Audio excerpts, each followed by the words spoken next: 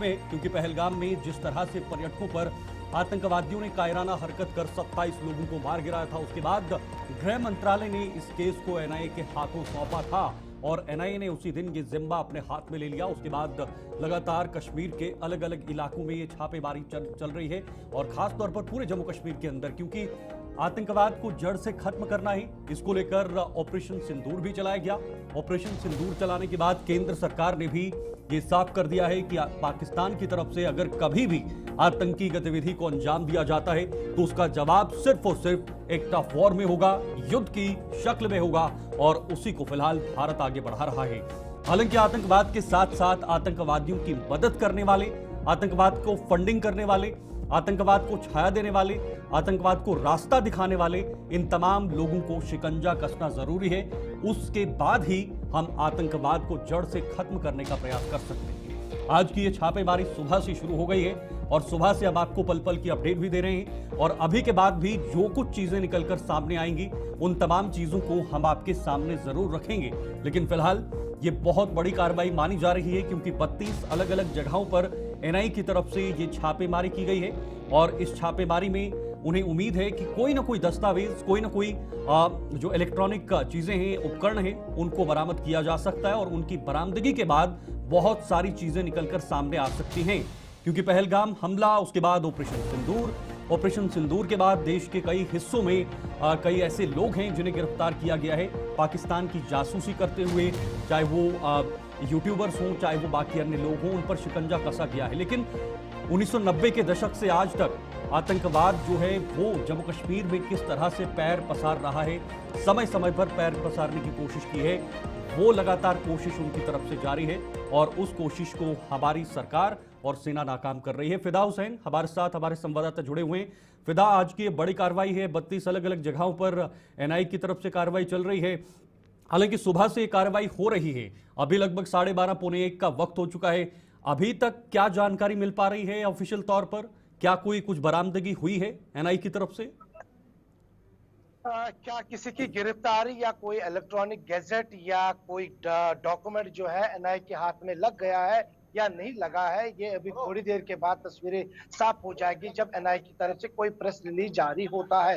NIA की तरफ से ये बताया गया सुबह सुबह के 32 जगहों पे आज एनआईए की टीम जो है उन्होंने दस्तक दी है। कई सारे जगहों पे वहां पे छापामार कार्रवाई जो है वो शुरू की है स्थानीय पुलिस की मदद से। लेकिन जहां आपने शुरुआत में ये कहा कि एनआईए की टीम जो है जिसके पास जो पहलगाम हमला जो है, पहलगाम हमले में जहां पे निहत्थे पर्यटकों को गोली का निशाना बनाया गया, उसके बाद केंद्र सरकार ने ये केस जो है एनआईए को दिया गया और एनआईए ने जो है अपनी जो तेजी है वो उसमें लाने की कोशिश की है ताकि ये मामला जो है ये जल्द से जल्द जो है उसका निपटारा हो सके। उसमें कितनी गिरफ्तारी होगी, उसमें क्या क्या चीजें जो है खंगालने की कोशिश की है एनआईए ने, ये भी जानकारी जो है उसी समय पता चलेगी जब यहाँ पे एनआईए की तरफ से जब ये केस बंद हो जाएगा। लेकिन अभी समय है, क्योंकि समय के साथ साथ मैं आपको बता दूं कि जहां पर आपने कहा कि जो 1990 की आपने बात की, यहाँ पे जो आतंकवाद है वो किस तरह से पैर जमा रहा था, लेकिन जब से केंद्र सरकार जो है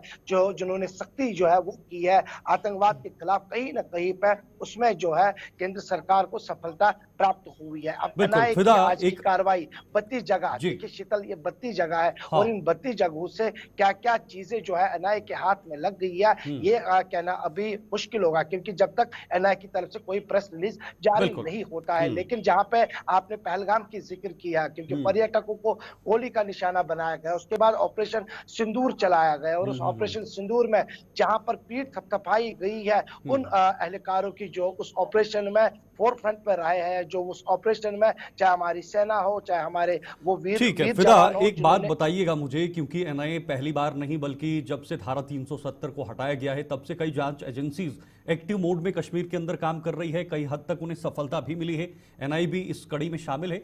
लेकिन पहलगाम हमला, उसके बाद एनआईए की कार्रवाई फिर से शुरू करना, पहले और बाद में एनआईए का जो रोल है, एनआईए की जो भूमिका है वो कितनी इंपॉर्टेंट है, कितनी कारगर है और इसका आउटकम जम्मू कश्मीर के हित में क्या निकलने वाला है?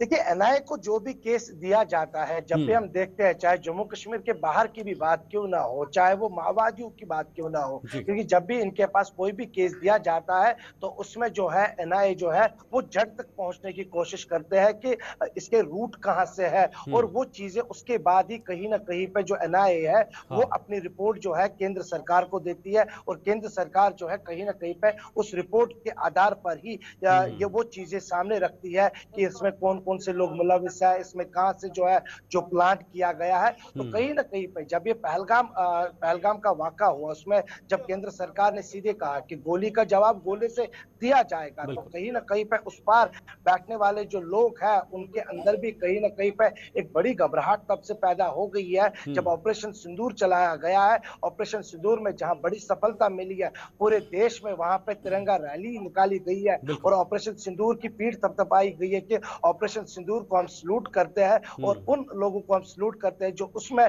शामिल थे। और कहीं ना कहीं पे आज जहां पे एनआईए की कार्रवाई थी, इस एनआईए की कार्रवाई में क्या कुछ सामने आता है वो थोड़ी देर के बाद, जैसे मैंने पहले भी कहा, थोड़ी देर के बाद वो तस्वीरें साफ हो जाएगी। लेकिन यहाँ पे ये कहना जरूरी है कि जब भी एनआईए के पास कोई भी केस दिया जाता है तो वो उनका जड़ तक पहुंचना, और उसके बाद एनआईए के पास हर चीज में सफलता तो प्राप्त होती है। बिल्कुल। और फिदा, एक और बहुत इंपॉर्टेंट बात यह भी है, क्योंकि इस ऑपरेशन सिंदूर के बाद ये साफ हो गया, तय हो गया कि पाकिस्तान में आतंकवादी पलते हैं, पाकिस्तान आतंकवाद को जम्मू कश्मीर की तरफ बढ़ाता है, घुसपैठ करवाता है। ये साफ हो गया, सबने तस्वीरें भी देखी। और ऑपरेशन सिंदूर में जब भारत ने आतंकियों के ठिकानों को ध्वस्त किया था, उसकी प्रतिक्रिया पाकिस्तान ने दी, तो इसका मतलब साफ है कि आतंकवाद वहीं पर पनप रहा है। क्रॉस बॉर्डर क्या हो रहा है, कैसे पाकिस्तान उन पर कार्रवाई करेगा या नहीं, ये दूसरा पहलू है। सबसे पहली बात तो यह है कि भारत में अंदर बैठे हुए लोग जो आतंकियों की मदद कर रहे हैं, जो आतंकियों को जासूसी कर रहे हैं या आतंकियों को किसी भी तरह सहायता पहुंचा रहे हैं, उन लोगों से निपटना बहुत जरूरी है। तो आपको लगता है कि ऑपरेशन सिंदूर एक बहुत बड़ा रेवोल्यूशन आतंकवाद को लेकर होगा आने वाले समय में, और हम उस राह पर चल पड़ेंगे जो हमने कई सालों से एक संकल्प लिया है?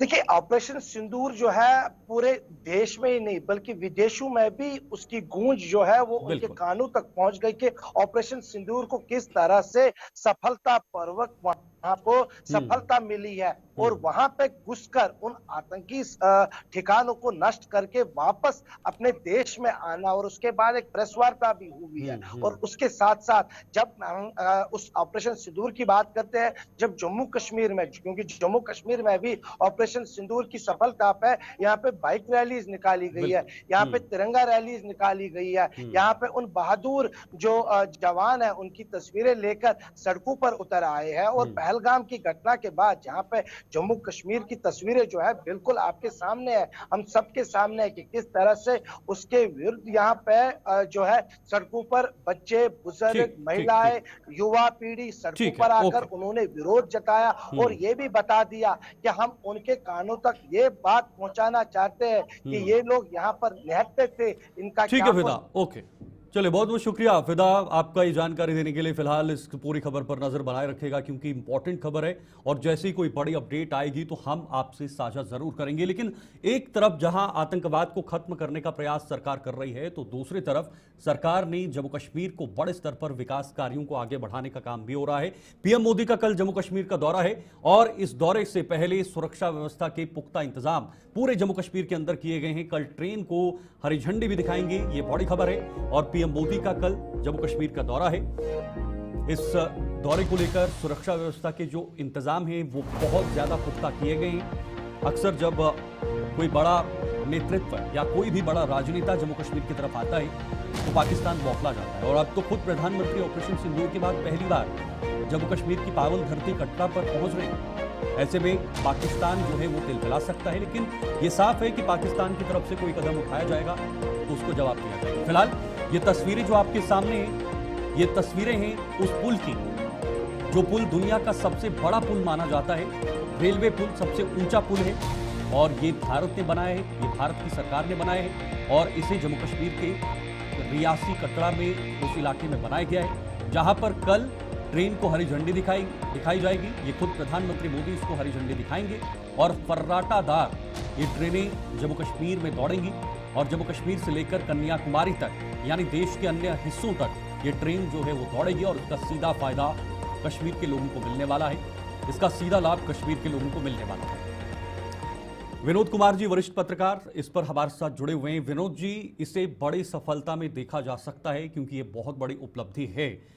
हम बार बार जिक्र करते हैं इस पुल का, जितना ऊंचा पुल, जितना गहरा ये इसका डिस्टेंस है, उतनी ही गहरी सोच, उतनी ही गहरी वो एक पॉलिसी के तहत जो है वो इसको तैयार किया गया है। आज कल प्रधानमंत्री मोदी आएंगे और सबको समर्पित कर देंगे, और ये कितनी बड़ी उपलब्धि है विनोद जी, कैसे देखते हैं इसे आप? अगर बात देखी जाए शीतल, तो जो दिन चुना गया है जी, बकरीद से ठीक एक दिन पहले, हाँ, आप देखिए कितना सटीक दिन चुना है। जम्मू कश्मीर की आवाम को ही नहीं, समूचे देश की जनता को एक बड़ा तोहफा मिलने वाला है। आप कल्पना नहीं कर सकते कि किसी ने नहीं सोचा था कि कश्मीर से कन्याकुमारी तक रेल जुड़ जाएगी। ये सपना कल साकार हो जाएगा।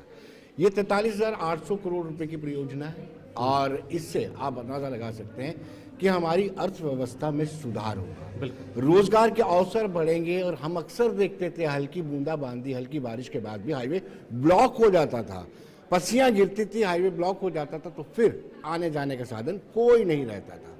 4-4 दिन भी हमने देखा कि हाईवे बंद रहता था। तो खाद्य पदार्थ जो जम्मू से वहां कश्मीर की तरफ जाते थे बंद। अब ट्रेन के माध्यम से वो सारी चीजें दूर हो जाएंगी, यानी हमने जो सोचा भी नहीं था। उसके साथ साथ हम 4 इंपॉर्टेंट इश्यूज हैं। एक तो ये 12 महीने कनेक्टिविटी रहेगी, दूसरा टूरिज्म में ग्रोथ होगी, हाँ, जो इस जगह से जाएगा 119 किलोमीटर सिर्फ ट्रेन को सुरंग से जाना है, तो कितना लुत्फ आएगा। पर्यटकों को ट्रेन में ही जाने का मजा आएगा। पर्यटक स्थल तो अलग की बात है, पर्यटकों को ट्रेन में ही जाने का ही मजा आएगा।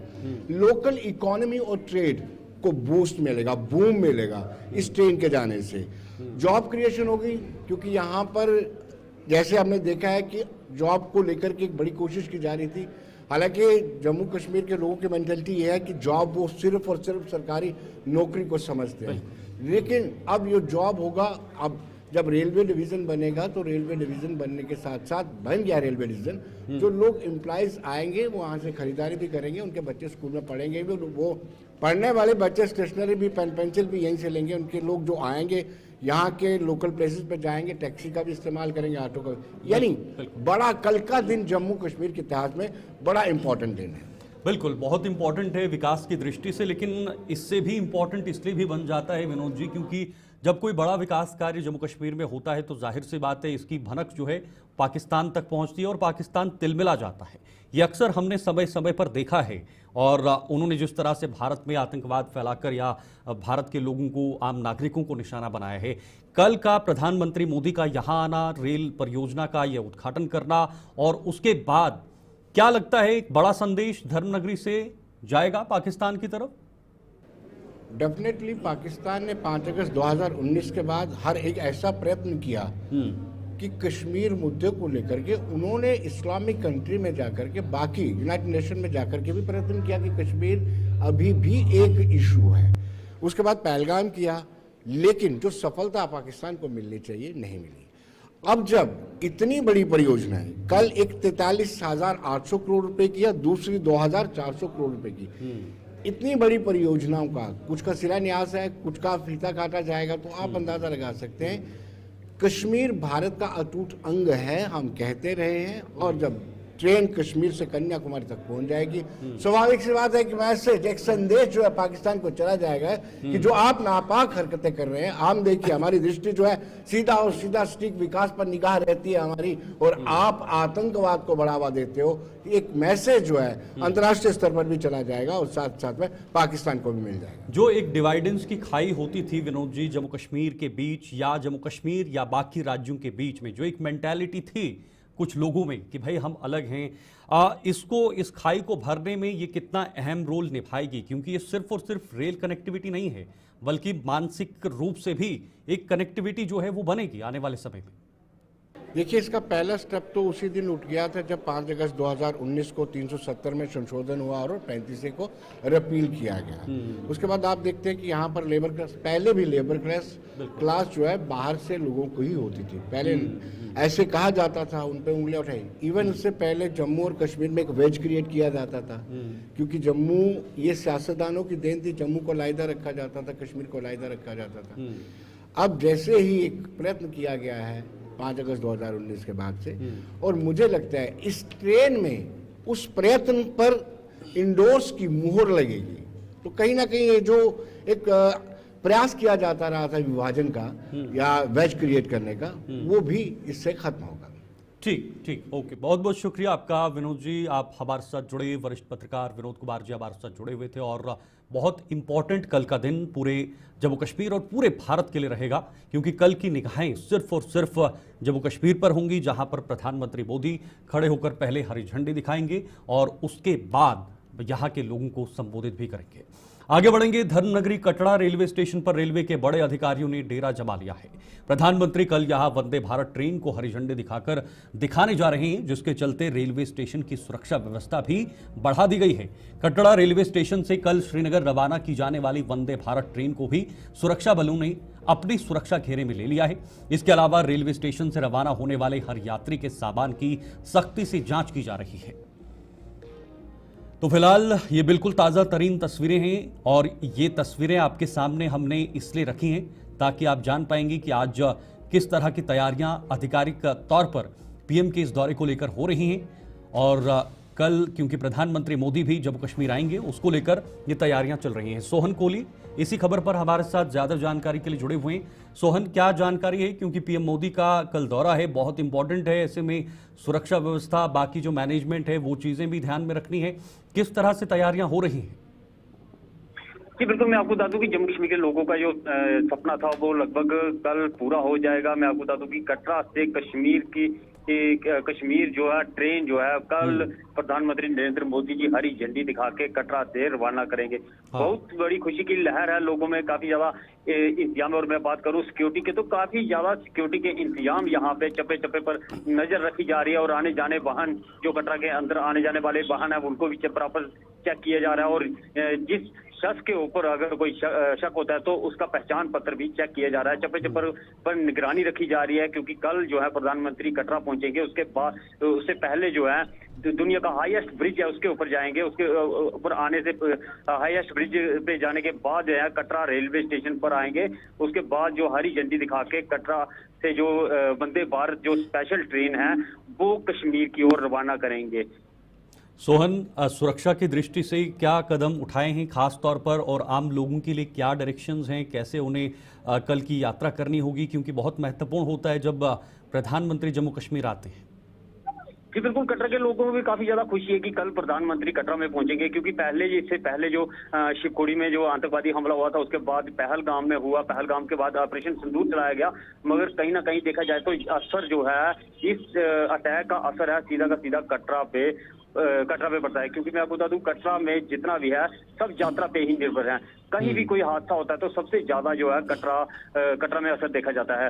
अब लोगों में काफी ज्यादा उम्मीद है कि कल प्रधानमंत्री कटरा में यहाँ पे पहुंचेंगे जब, तो कुछ आर्थिक जो पैकेज है वो हमारे कटरा के लिए देंगे, ताकि जितना जो सफर इन्होंने किया है, क्योंकि शिवखोड़ी आतंकवादी हमले के बाद जो यात्रा को लगभग 6 महीने लगे थे पटरी के आने के लिए। अब ऑपरेशन सिंदूर के बाद काफी ज्यादा गिरावट जो है कटरा में देखी गई है। सब में खुशी की लहर है कि कल प्रधानमंत्री कटरा पहुंचेंगे, उसके बाद जो है कटरा के लिए कोई आर्थिक पैकेज हो, स्पेशल पैकेज, वो दे सकते हैं।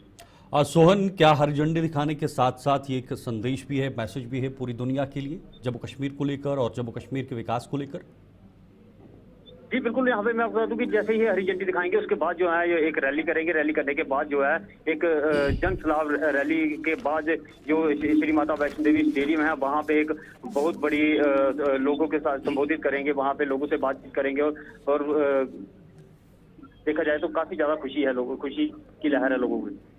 बिल्कुल सोहन, इसके साथ साथ पीएम जहां भी जाते हैं तो सबसे बड़ी नजर उन पर यह भी होती है कि वो कहेंगे क्या, कैसे अपने बयान की शुरुआत करेंगे, क्या एक आकर्षण होगा उनके बयान में, ये क्या संभावनाएं हैं, क्या बातें रखी जा सकती हैं, किस पर फोकस किया जा सकता है? जी बिल्कुल, यहाँ पे रखी जाए तो कटरा का सबसे बड़ा मुद्दा जो है इस वक्त चल रहा है वो रोपवे का चल रहा है। कहीं ना कहीं कटरा के लोगों ने कई सारी यहाँ पे बात की करने की कोशिश की। जितने भी भाजपा के आला अधिकारी हैं वो कटरा में पहुंचे हैं, उससे भी कटरा के लोगों ने बात करने की कोशिश की।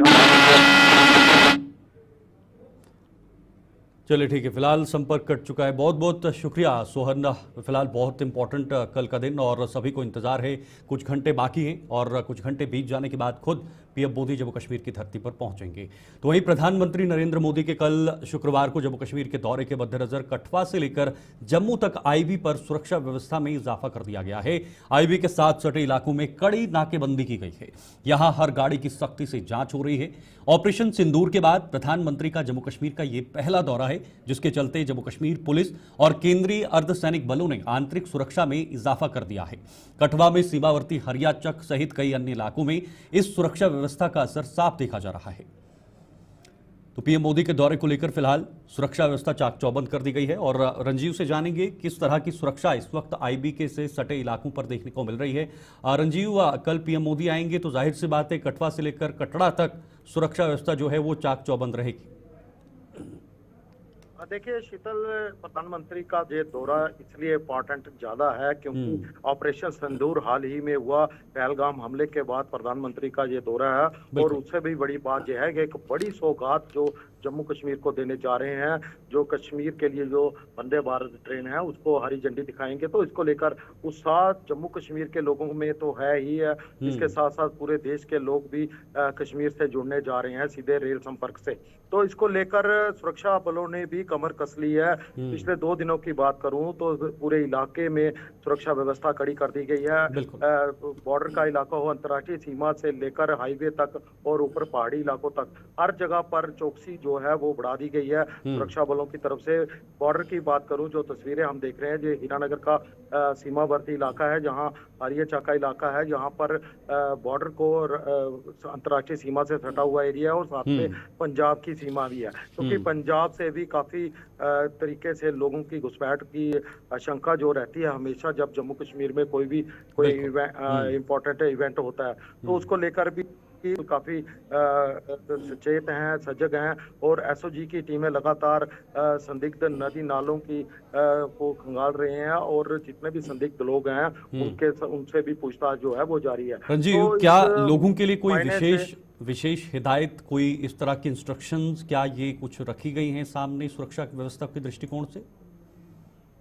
देखिए, पुलिस ने लोगों को पहले ही जब से ऑपरेशन सिंदूर हुआ है, खासकर बॉर्डर का इलाका हो चाहे हाईवे से सटा का इलाका हो, लोग काफी सचेत हैं। सुरक्षा बलों को हर छोटी बड़ी खबर की जानकारी वो देते आए हैं और इस बार भी उनको फिर से कहा है कि जब प्रधानमंत्री का दौरा है तो जो चौकन्ने रहना है, खासकर बॉर्डर का इलाका, क्योंकि घुसपैठ की शंका हमेशा से आईबी और पंजाब से सटे इलाकों में होती रही है पहले, और जितने भी रूट हैं बॉर्डर के इलाके के उनके ऊपर कड़ा पहरा लगा दिया गया है। डीआईजी जम्मू सांबा कठुआ रेंज शिव कुमार शर्मा कल शाम को कठुआ आए थे। उन्होंने सुरक्षा के मामले में एक बैठक की, उसके बाद अंतर्राष्ट्रीय सीमा के इलाकों का दौरा भी किया और वहाँ पर वो जो भी अधिकारी, पुलिस के अधिकारी हैं, एसपी स्तर से लेकर नीचे चौकी प्रभारी तक सबको साफ निर्देश है। अपने तौर पर अगर कोई भी नापाक हरकत होती है तो उसका उस पर काबू पाने के लिए जितने भी उनके पास सक्षम है। ओके रंजीव, बिल्कुल बहुत जरूरी है क्योंकि प्रधानमंत्री आ रहे हैं, उनको लेकर फिलहाल ये जरूरी है। बहुत बहुत शुक्रिया रंजीव हमारे साथ जुड़े और आईबी की जो सुरक्षा है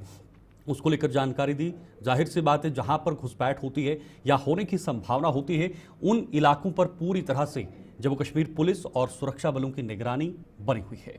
जम्मू कश्मीर के इस खास बुलेटिन में फिलहाल के लिए इतना ही। आप बने रहिए गुलिस्तान न्यूज के साथ। मुझे दीजिए इजाजत, नमस्कार।